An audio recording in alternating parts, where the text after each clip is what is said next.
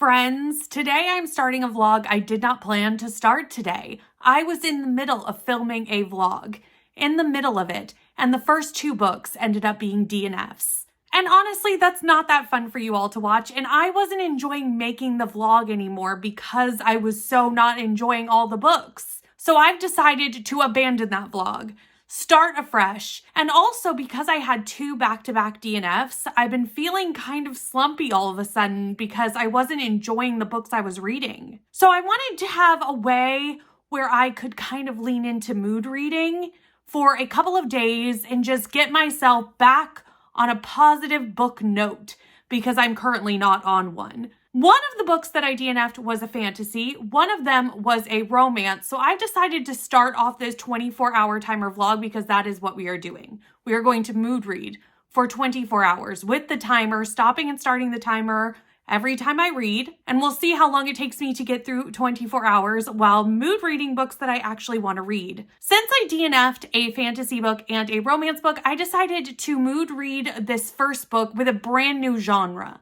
Like really just like freshen the whole thing up. New vlog, new idea, new genre, new everything. And see if that can like snap me back in to a good reading vibe. With that, I'm going to be reading Sherry Lapina's Everyone Here Is Lying. I love Sherry Lapina. I really, really do. I've never given less than a 3-star to a Sherry Lapina, and even those 3-star books were an enjoyable time reading them. I just found them a bit predictable. But actually, I've given 5 4s, and I think I've only given 1 3. Like most of them have been higher than that.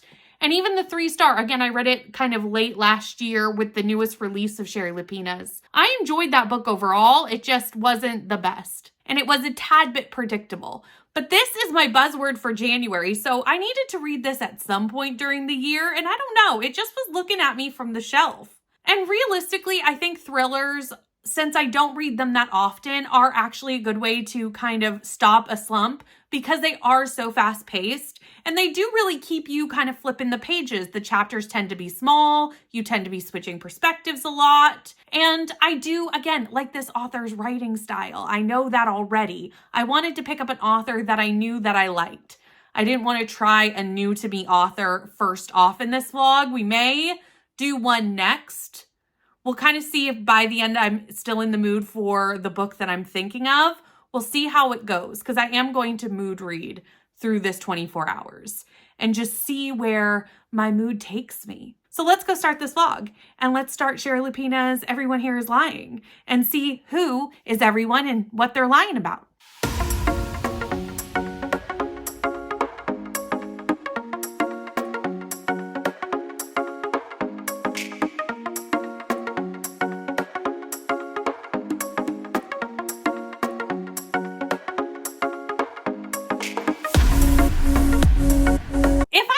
Haggard in this vlog update, it's because I just finished filming my physical TBR video and I have been pulling books up and down off these shelves for the last hour and a half.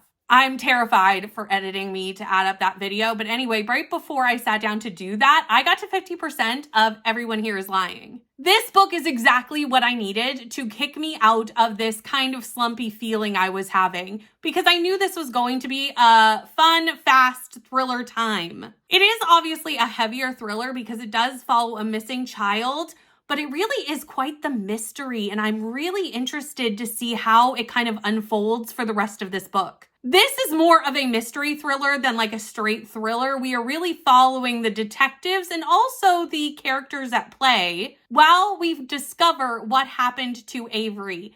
Avery is a little 9-year-old girl. Her father, actually at the very start of this book, he's a doctor. He's having an affair. He gets broken up with. He goes home, finds Avery at home. He's not expecting to find her there because she's supposed to be at school for choir practice, but she got sent home because she was being disruptive. And for some reason, this teacher sent a 9-year-old home by herself, which, again, somebody needs to check on that teacher and why that was okay because her brother was supposed to walk her home. So obviously, she should not have been allowed to leave the school unattended. But anyway, that's an aside note to the book. He finds her at home. He loses his temper with his child, and he does strike her. So there are triggers for child abuse in this book. So keep that in mind. He says that he then leaves the house and leaves her alone in it, which again, There's a lot of people at fault for this child going missing. I don't know if I believe him or not. Who knows? But an hour later, when her brother does come home after his basketball practice, after he finds out Avery's not waiting for him to come home from school, he finds her gone. And instantly he calls his mother. He's like, Avery isn't here. They start checking around the house. They start checking around her places she plays and her friends, and they cannot find her. So they call the police. And we are finding them trying to figure out what happened to Avery. Was it the dad? Was it somebody else in the neighborhood? Was it a fellow child? We don't know. And honestly, this mystery is very captivating. The story in and of itself is very captivating, although it is very hard to read, obviously, with child abuse, missing children, like all these things make it very difficult to read. But the way it's told just has you keep turning the pages. And I just want to know what happened to Avery. I really hope she's found okay, but it's a thriller, so I'm not necessarily holding out for that. But I wish she was, because she's a really cute little girl. I'm sad at how people are portraying her a little bit in this book, but I don't think that's like an author's perspective. I think she's trying to make a statement with what she's trying to say, because Avery does have ADHD. And it's very unfortunate that her parents and her school seem to be letting her down. They all see her as like this disruptive child versus putting in place strategies that would help Avery at school, help Avery at home. And that is very frustrating to me and frustrating reading the book. But I do think that is part of the commentary of the book. It's not against the book. It's what the book is trying to say. And I do think everyone around Avery, outside of just her going missing, which obviously they let her down with the child abuse, they let her down with her going missing, but they've let her down in this way as well. And it is this heartbreaking story of this little girl who deserved so much better than what she's gotten. And I really do hope she's found and hope that maybe change could come to her, but I don't know if that's going to be the case. It's a thriller. I'm assuming that's probably not the case, but I would like it to be. With that being said, I'm probably going to finish this afternoon because it is reading very, very quickly. It's a really fast read, which is exactly why I picked up this thriller and exactly why I went this route for the first book in this timer, because I needed to break the slumpy feeling I was feeling, and this is doing exactly that. This year is all about enjoyment of reading and not forcing myself to read things I don't want to read for various reasons.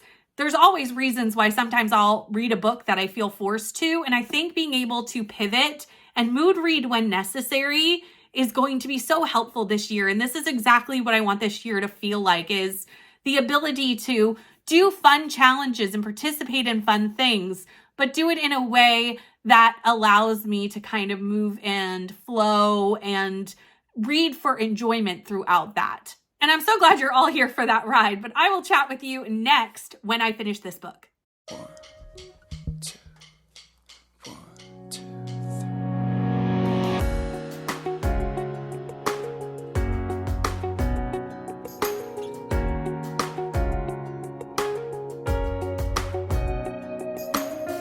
3. If you go slow, 'cause there's some things I'd never told you.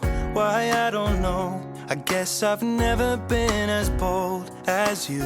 You put a little beat in my heart and a little light in my dark. And now it's my turn, but where do I start? You got me hooked in like an upbeat chorus, got me on my knees begging for it. You got my whole heart screaming it, and you got the whole dance floor feeling it. You caught me off guard with your rhythm so smooth, gotta take it all in. Stop listening, no, I'll never get enough, won't you play it again?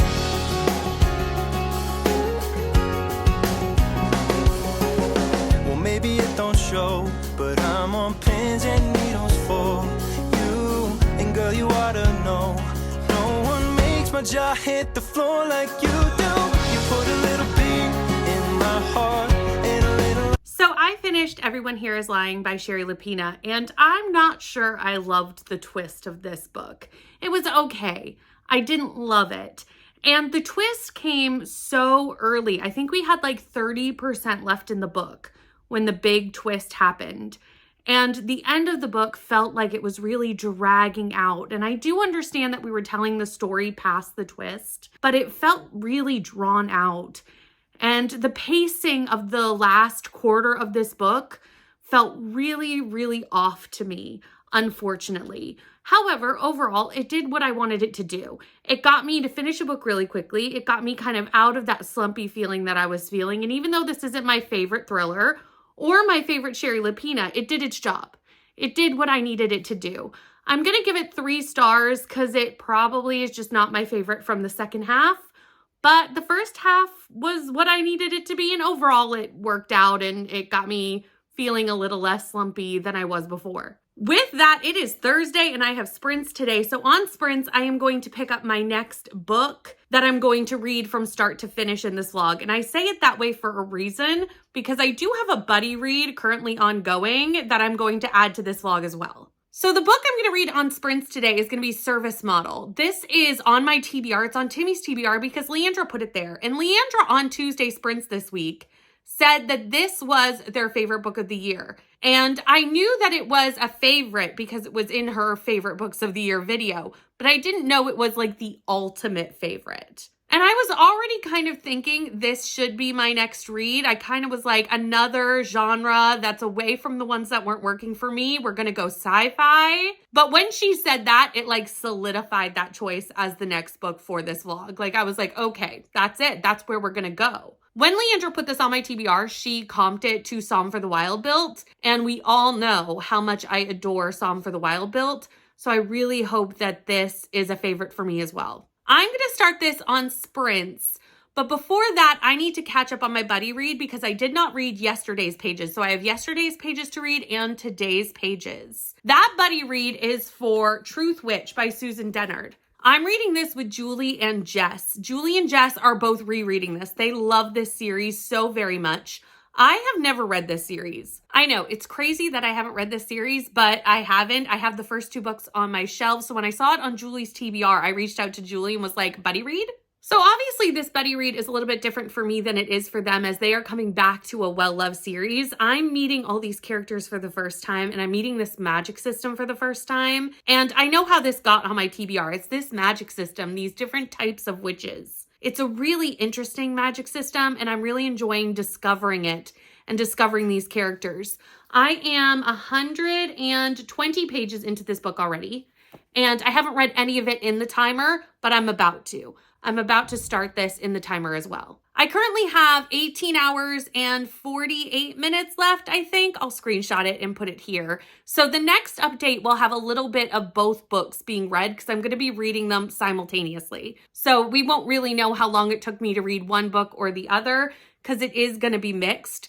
But that's okay because a buddy read is just kind of like picking away at a book as you go. And I figured if I was going to be reading it during the time of the timer, it should at least go towards the time of the timer. Working smarter, not harder, friends. So I'm going to do my buddy read pages from yesterday and today, hopefully finish those before sprints start at noon, and then work on Service Model during sprints. You may see me again today, truly, because I am basically reading the whole day long. So I could foresee me getting to a point where I need to update you. Probably mostly on Service Model, but maybe also on Truth Witch. I don't know how many like updates of Truth Witch I'm really going to do because I feel like it's such a well-known series that all of you like already know about it. But I will like mention it strategically as we go through the timer as I have things to say about it. But my next update will probably be about Service Model.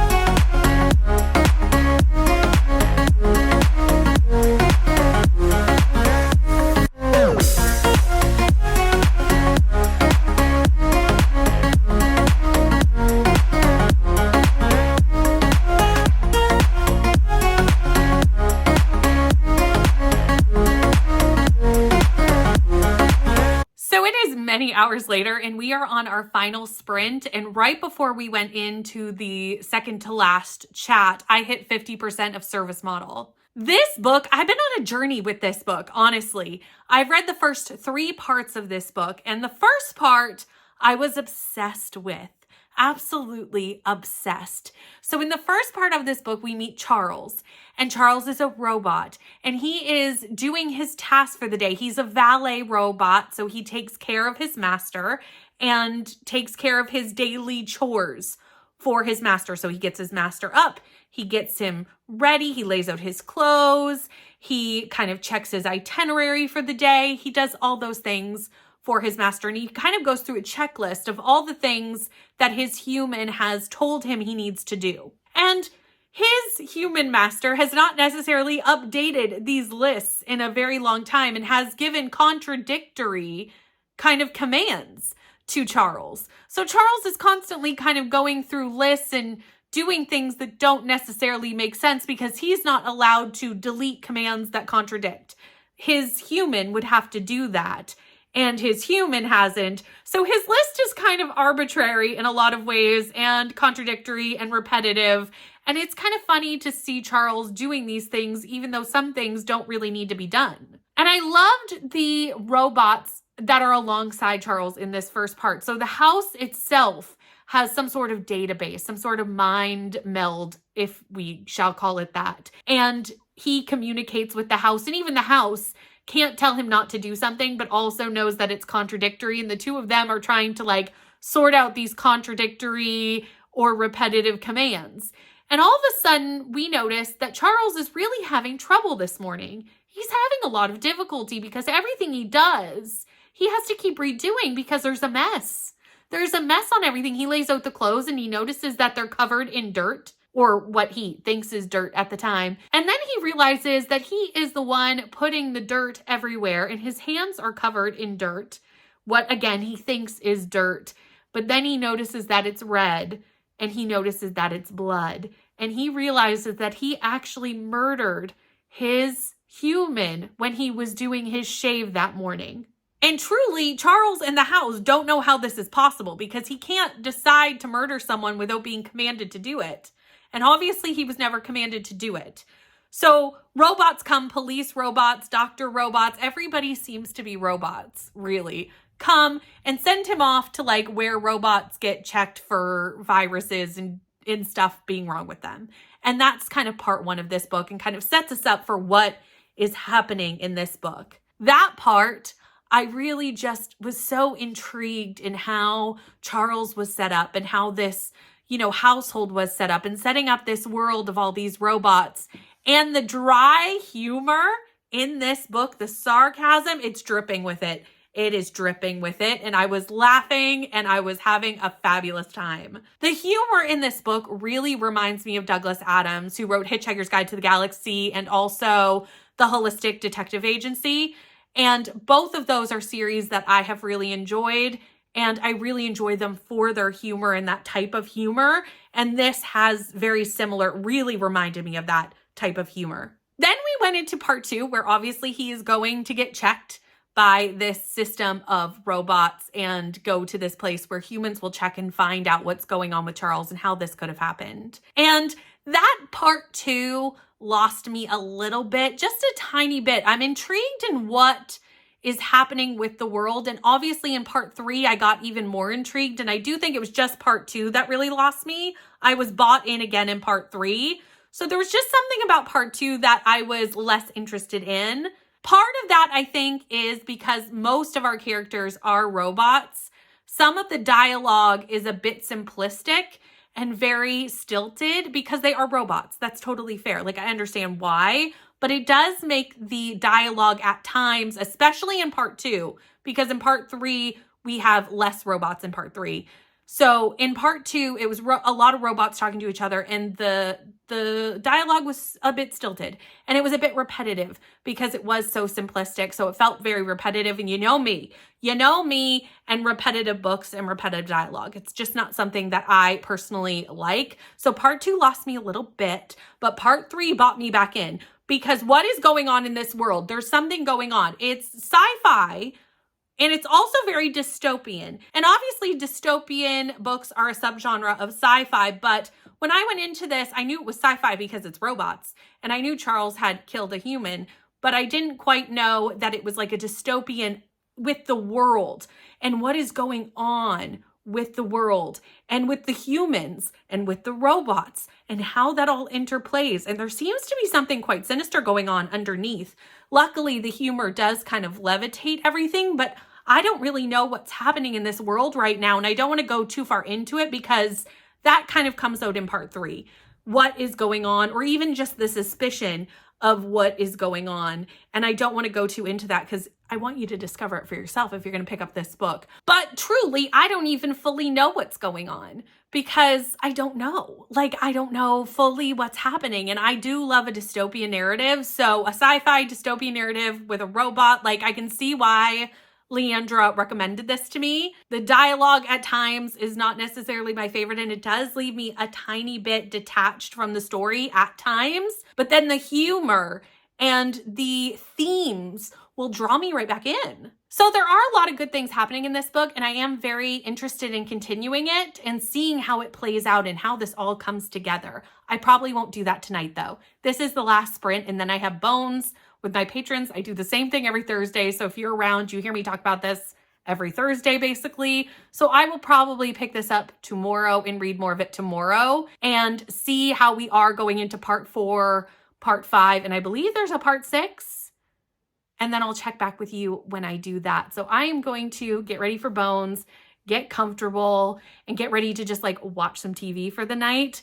And then I'll get back to this tomorrow. And I do really need to read more of Truth Witch tomorrow because truly, I have barely touched it. I think I read like 2 chapters before I went into this. Like, I barely touched it.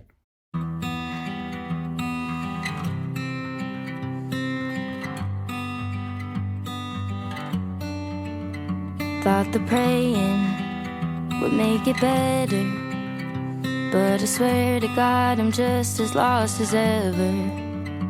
Thought the bottle would hold me over.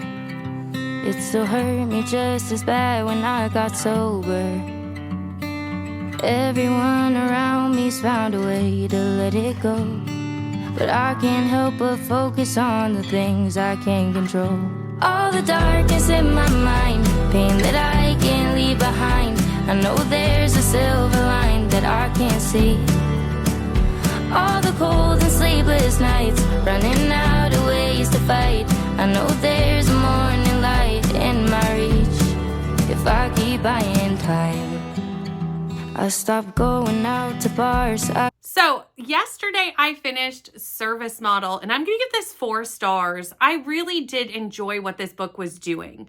I really enjoyed the commentary of this book, of what is purpose for these robots, but also how that can come into purpose for us as humans, and what is the purpose of human civilization as we know it. Throughout most of the second half of this book, I was just screaming at the book going, what is going on? What is happening in this world? And I do feel like it was a little bit meandering to get to the point. The point was great, and I loved the commentary, as I said, but I do think it took a little bit too long to get to the main meat and potatoes of this book. I think this potentially could have been a little shorter, and we would have still hit exactly what we needed to hit in this book, and this book would have been exactly the same. I really liked the humor. I liked the commentary. I loved the characters. There are some robot characters that I wish we would have seen more. There are a few robots that are just in transitions as we like transition from one place in this world or one scene in the story to another. And those are some of my favorites. And unfortunately, they're only in the book for like a couple of pages. I would have liked to have seen them more, but that was just because I think the characters were kind of unique from some of the other robots we were seeing that were all kind of the same. Now, also within the last few days, I have been working on Truth Witch, but not very much. I have only read like another 100 pages of Truth Witch. I'm now on page 254 of Truth Witch. The buddy read is supposed to end today. I'm supposed to be much closer to the end than I am. So I still want to end the buddy read with everybody and catch up fully. Again, everyone is a bit behind. So I don't even think I'm the most behind. So it's fine. It's not a big deal that I'm behind, but I would like to still finish today. I currently have 9 hours and 15 minutes left on the timer. So I'm not going to start another book until I finish Truth Witch, because I do really want to focus on this and work on this and get caught up. Also, I'm just really enjoying this book. Like, I'm having a really good time meeting these characters and going into this world system and trying to sort out what's going on here, because there is a lot of political things underlying this story and a lot of deals that are being made with characters. And seemingly some of these deals are contradictory to other deals the same person has made. So I'm wondering, like, which one is the overall plan for some of these people and what their main motivations are. And I'm still trying to figure that out, which makes sense because this is, I think, a 5 or 6 book series. So it makes sense that we're setting up quite an in-depth political story. But I do like the mix of political fantasy with a really interesting magic system in this book. So I will chat with you when I finish this, and then we'll see where I want to mood read after that. But I don't really want to start another book and like try and dip in and out today. I just want to focus on Truth Witch. On a side note, from everything, my new Kindle stand and my new Kindle clicker showed up.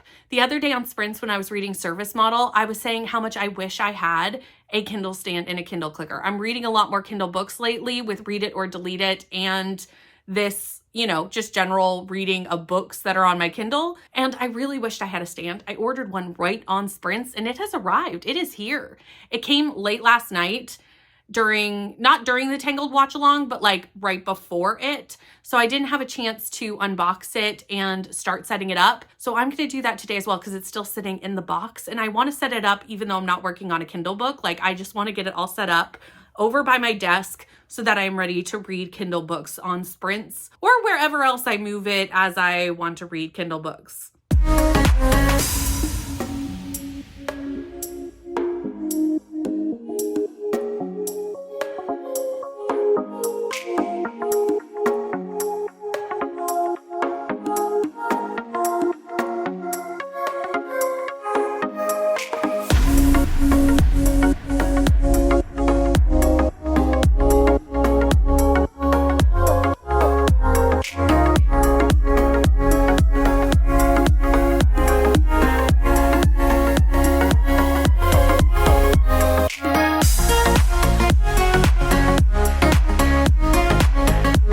Today is an early morning vlog update, friends. It is very early, but last night I finished Truth Witch and I need to tell you about it. I have 6 hours left on this timer, so we still need to read at least one more book. We may get 2 more in because the next book that I'm going to be reading is quite short. So I'll tell you about that after I tell you about Truth Witch. Truth Witch by Susan Dennard. I can see why this is a really well-loved series, especially from this first book. There is a really interesting magic system in this book. So in this book, I don't know if I ever really told you what it was about because I assumed most people know about this book, but then I was reading it on Sprints and a lot of people hadn't. So I am going to do a little mini synopsis.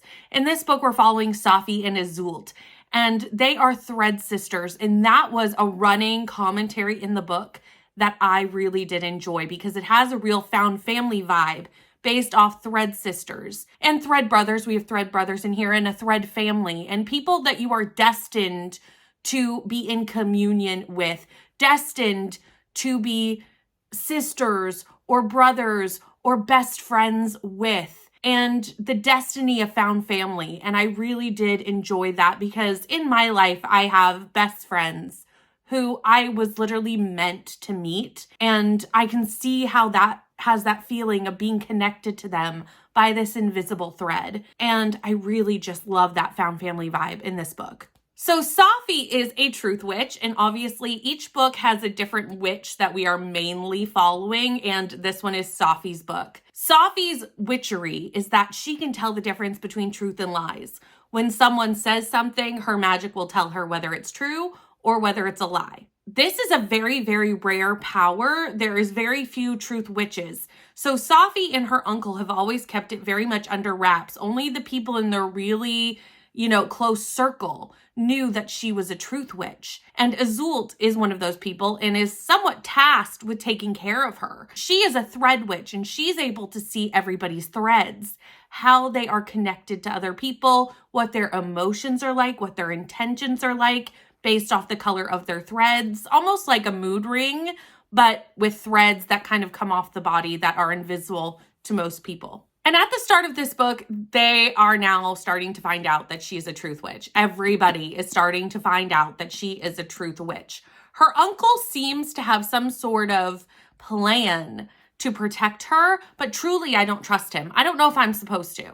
I have no idea if he is trustworthy or not. I don't trust him, but we'll see how it goes through the series because I don't have enough information yet. But all these political figures in all these different countries are starting to find out that Safi is a truth witch, and they are all trying to get a hold of Safi. And she's being chased by multiple different people. She's being chased by different governments have sent people to get her. She's being chased by a blood witch. And she is being chased by a lot of people. And people are trying to keep her safe, Azult included. But also her uncle has made a deal with Merrick. And Merrick is the Prince of New Brevnen. And he needs to get Safi from point A to point B safely.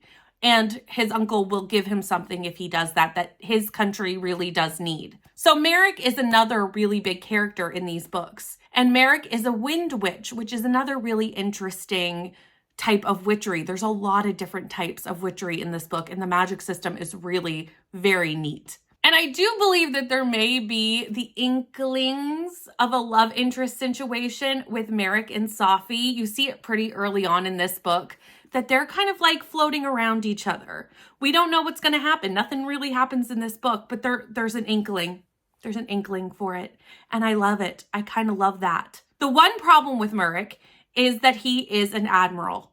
As part of being the prince, he's the admiral of this navy. And that does mean that he is on a boat for a good portion of this book, and so are we. And we all know that me and boat books just don't necessarily jive. So there was a point in the middle of this book where I was like, can we please get off the boat? And we did. We did get off the boat at one point, and I enjoyed the last bit of this book a little bit more than the first, but like I did enjoy it throughout the entire experience. The last 100 pages has so much happening, and I want to pick up the next book very, very soon. I'm buddy reading it with Julie and Jess. We're going to keep going with the series. I don't know when we're going to do the next one. We're still trying to like pick a time, but I think sooner rather than later, because I know the newest release in this series is coming out fairly soon, and they want to reread the books leading up to it. And I'm along for the ride as a new person dipping into this series. I gave this a 4-star, and yeah, we'll see what the next one holds, but that will not be the next book for this vlog because today is the start of B&K Book Club. Tonight on Kelsey's channel, we will be starting sprints for our book club book, and I will be starting the book on those sprints.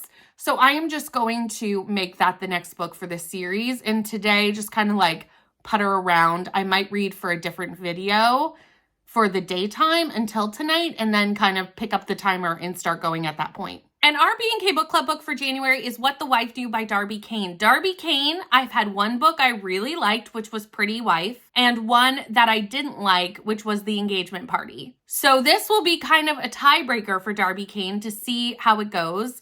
It is very small and it's a thriller. So I do not think this is going to take me 6 hours to read. We will see how much timer is left when I finish this to see what the last book in this will be for this vlog. Because I do want to pick a book that I can finish during whatever timer is left. So I will either pick up a smaller full-length book or pick up a novella, depending on how much timer's left.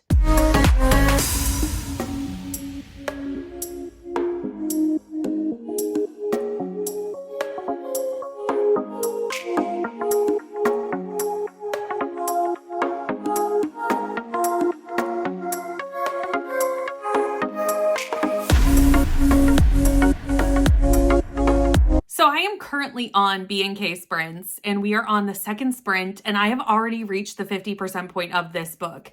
It reads so fast, and I'm having such a fun time. I was not expecting to love this as much as I am, but it is just pulling me in with every chapter, and I'm just flipping the pages at a speed. So in this book, we follow Addison, and Addison, I really do love this main character. I don't know if I can trust everything she's telling me, but like I really like her and the vibes of this book. Addison married Richmond Doherty? Yes, that's his name, Richmond Doherty. He is now dead from a fall down the stairs. And we actually meet them at his funeral. And the drama around his funeral, chef's kiss. Chef's kiss. His ex-wife is there. She is putting on a show for the town. It is a great first chapter. It instantly draws you into this story. So everyone suspects that she is the one who murdered him. And we're getting glimpses of their time being married because they were only married for a very short period of time. I feel like it says on the back of the book, 97 days. Like they were not married long. So a lot of people suspect her. And we're getting glimpses of the past of their marriage and what the dynamics of that were like. We're getting glimpses of her now, trying to clear her name and trying to figure out who actually killed him because she's like, I didn't. So somebody did. And we're also seeing just the drama of this family dynamic that there is. And there's some secrets in their closets that we're uncovering as we go along. And it's just dripping with drama. And normally I don't like rich people drama, but I don't feel like this reads like rich people drama, even though I guess it kind of is. It's more just like a suburban thriller drama with the fact that some of them have money. It has really short chapters. It's a really fun ride. I can't wait to find out exactly what's going on. I feel like I'm just about to hit a new thing because I just saw the start of the next chapter and something caught my attention immediately. I'm going to leave it there because I am 50% in the book. So like, don't want to give anything away, but like chapter 37 caught my attention. I think we're going to do at least one more sprint. So like, I'm going to read more. And I wanted to talk to you because I think I'm going to finish this book. It's going to be a blink of an eye. And there isn't that much that I can talk about this book. And a lot of it is hidden and it's not in the synopsis. So I can really only tell you my vibes, but the vibes are here. They are here. This is probably the best Darby Kane I've ever read. I've read 2 others before this. One was good, one was not so great. So this one is definitely my favorite. And honestly, it's probably my favorite thriller I've read in a really long time. We'll see if the end keeps that up. We'll see if what happens in the end lives up to the beginning of the book. I don't need big twists here. I really don't. I just need the vibes to continue and I'll be a happy camper.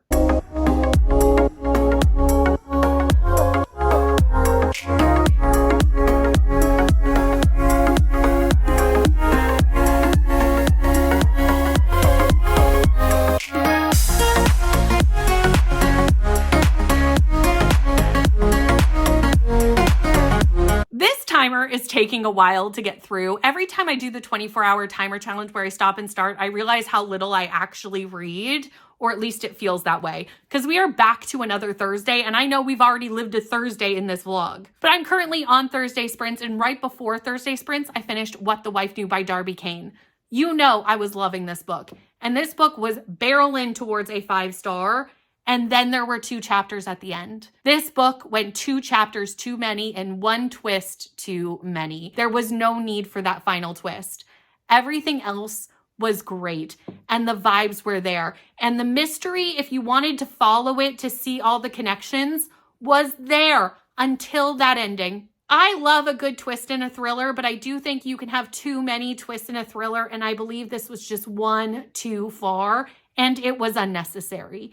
It was completely unnecessary to the story. So with that, I am going to drop my rating from a 5 to a 4, but this is still my favorite Darby Kane, so keep that in mind. You take off those last 2 chapters and this was a 5-star book. And I kind of wish I could overlook the final 2 chapters just to give it 5 stars, but I can't. I can't do that because it really, really changed the vibe of the ending of this book. But overall, my favorite Darby Kane, and it really does make me want to pick up another Darby Kane. This was kind of going to be the make it or break it moment for the author, and they made it. So I will probably pick up either a backlist book at some point, because there are 2 backlist books I haven't read yet, or at least the next current release when it comes out. And honestly, Kels, if you want to put this on B&K again, if you want to put the newest release next year on, I'm down. I'm here for it. With that, I have just about an hour left on this timer, so not very much time at all. So I was on sprints and I was debating between 2 books, a novella and a manga that is kind of quite a larger manga. So I do think it will take me the whole hour to do.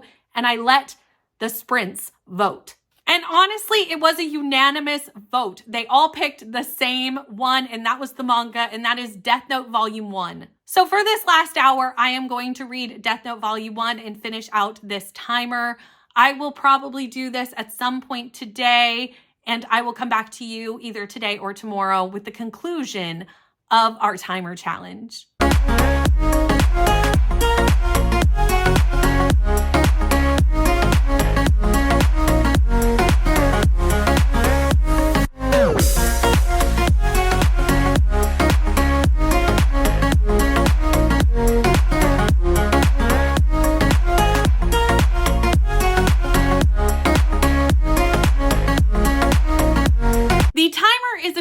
Finished, and I finished Death Note Volume 1 and Volume 2. I forgot this had both volumes in it last time I talked to you. I can see why everyone voted for this when I asked them on sprints.